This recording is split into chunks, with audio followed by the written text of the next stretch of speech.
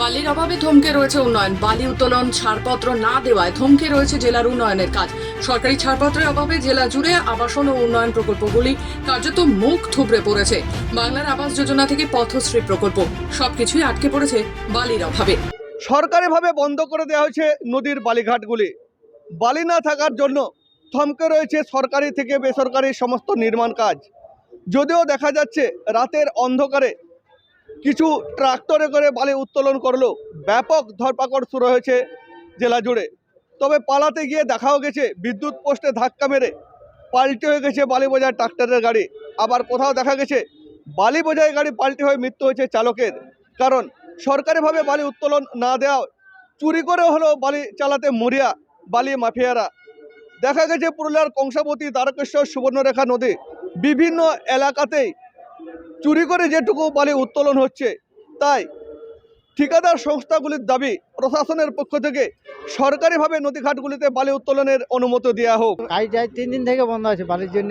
কেন বন্ধ আছে? ওই বালির জন্য। বালি পাচ্ছেন না? না, বালি পাচ্ছে না। তারপর সব বোর্ড তো সব রেডি করা আছে।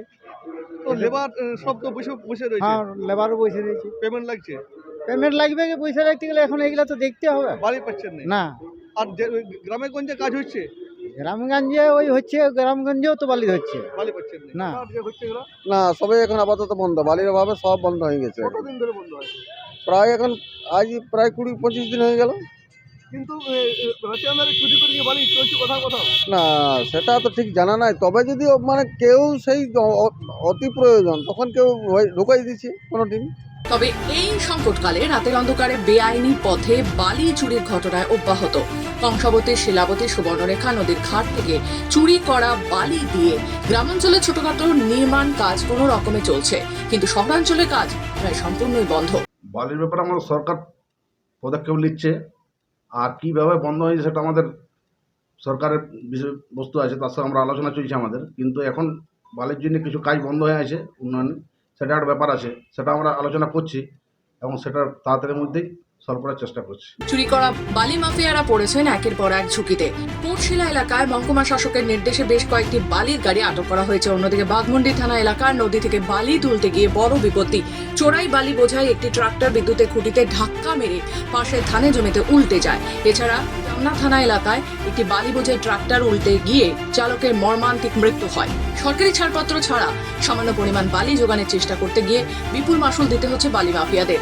উন্নয়ন থমকে যাওয়ায় পুরুলিয়ায় এই চিত্র প্রশাসনিক সিদ্ধান্তের অভাবে আরো দীর্ঘস্থায়ী হবে কিনা তা নিয়েই এখন প্রশ্ন সাধারণ মানুষের। আবাস যোজনা প্রকল্প শুরু করে পথশ্রী প্রকল্প, এমনকি সরকারি প্রকল্পগুলি প্রায় স্তব্ধ হয়ে রয়েছে জেলায়। বালির অভাবে কাজ বন্ধ হয়ে রয়েছে পুরুলিয়া জেলা জুড়ে। তাই ঠিকাদার সংস্থা থেকে শুরু করে সমস্ত মানুষ তাকিয়ে রয়েছে প্রশাসনের পক্ষ থেকে কখন ছাড়পত্র দেওয়া হবে বালি উত্তোলনের সেই দিকে। পুরুলিয়া থেকে মধুসূদন দেওগড়া, খবর বাংলা, পুরুলিয়া।